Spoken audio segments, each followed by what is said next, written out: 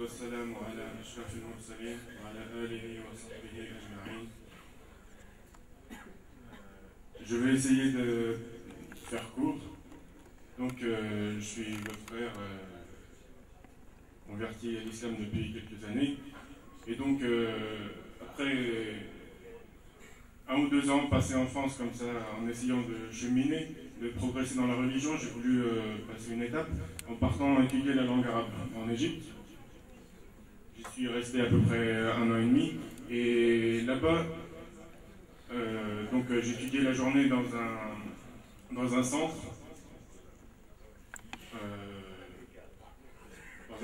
Oui, pour l'étude spécial pour étudier la langue arabe.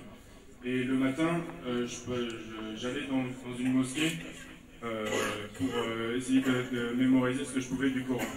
Cette mosquée, c'était pas n'importe quelle mosquée, c'était la mosquée de Sayyidina al-Hussein, qui était... en fait, j'y allais au départ parce que c'était la seule mosquée dans le coin où j'habitais qui est restée ouverte après le Fajr. Et donc, voilà, j'avais pris l'habitude d'y aller tous les jours. Et j'ai rencontré une vieille dame qui était là tous les matins, même tôt le matin des fois, vers 3 heures des fois, par exemple en été, et qui se chargeait de passer le balai devant la porte, avant l'arrivée des gens pour la prière. Donc on parlait, et on a sympathisé comme ça au fil des jours. Et un beau jour, elle m'a demandé si je visitais le maqam de Sayyidina Hussein. Et je lui ai répondu que oui, j'avais dû y aller 1 ou 2 fois. Et là, elle a commencé à s'énerver. Elle dit: comment c'est possible? T'as pas honte? C'est wajib pour toi, c'est obligatoire d'aller le visiter tous les jours. Et je suis rentré chez moi, je me suis dit qu'elle exagère un peu, dire obligatoire à ce point-là. Et en fait, en y pensant bien, j'ai compris qu'elle avait exactement raison. Et que j'étais certainement le roi des imbéciles.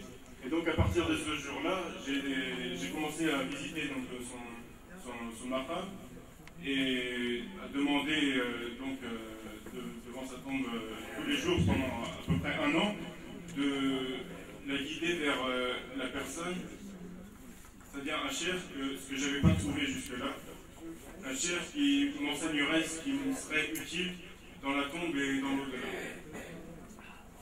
C'est-à-dire un chef qui va au-delà des protocoles et des trucs qui sont des choses apparentes, qui vraiment inutiles, oui, si on peut dire.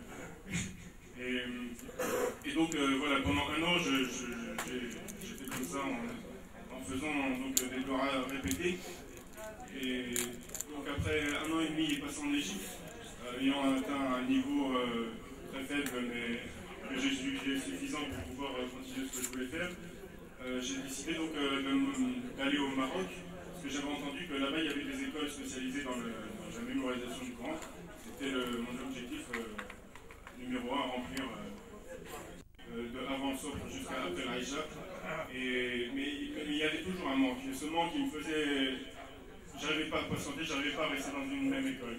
Donc je changeais à chaque fois. J'étais vraiment désespéré de trouver vraiment ce que je demandais, ce que je cherchais depuis si longtemps.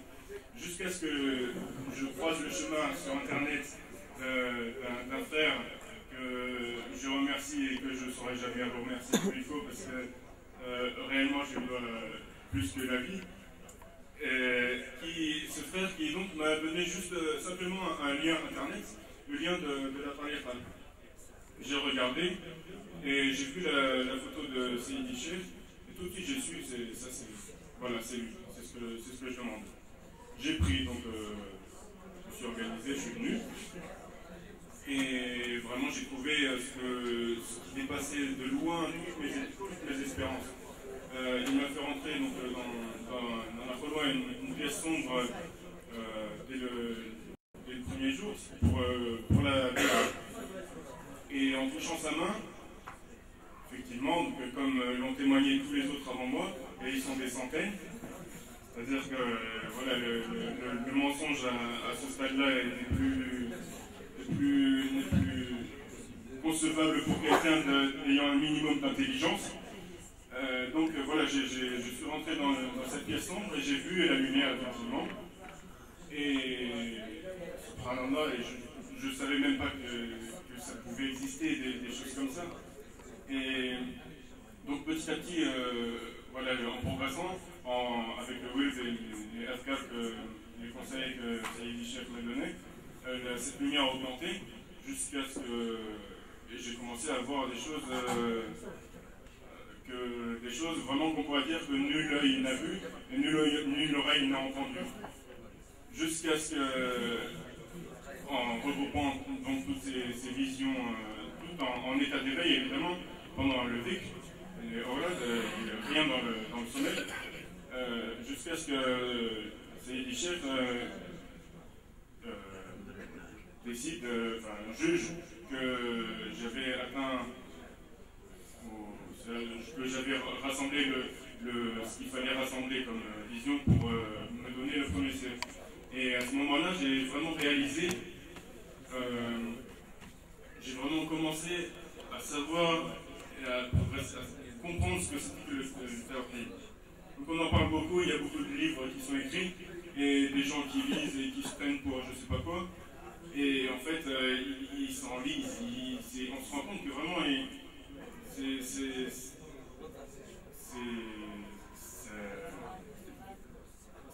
ça fige le cerveau dans des choses. Parce que vraiment, le tawhid, c'est quelque chose qui se goûte, c'est quelque chose qui se vit. Et pour ça, il faut obligatoirement avoir un chef. Un chef qui est comme notre chef, qui donc donne qui fait voyager ces mouridines dans eux-mêmes, qui leur fait découvrir les recoins de leur nafs, leur dangerosité, qui leur donne des médicaments, des soins qu'on ne pourrait pas imaginer pour justement soigner ces maladies, parce qu'on est vraiment sous le degré zéro. Et donc petit à petit avec ce chef, cette lumière augmente, les défauts s'estompent petit à petit, même si ça prend du temps parce qu'il y en a beaucoup. Et voilà, alhamdoulilah, c'est vraiment le bien, la meilleure chose qu'on pourrait souhaiter à tout le monde. Et donc c'est pour ça que je demande à Allah que vraiment celui qui a ne serait-ce qu'un atome de sincérité dans le cœur, qui lui donne la possibilité de venir jusqu'ici, de prendre Béra, de voir de ses yeux donc cette lumière et de vraiment de sortir des ténèbres et de goûter au véritable tawhid. Et comme il y a un frère qui a quelques mois qui s'est même proposé de payer le billet d'avion pour ceux qui n'en auraient pas les moyens. Donc vraiment il n'y a aucune excuse. Il y a les shahadats, c'est-à-dire les témoignages sont vraiment. Tout le monde témoigne, tout le monde atteste qu'il y a quelque chose, qu'on voit quelque chose, qu'il y a du changement, que les effets sont là, que le chef est un vrai chef, véritable. Voilà, maintenant c'est. Il reste. C'est vous et votre conscience, votre volonté de progresser, de devenir quelque chose de mieux que ce qu'on est déjà.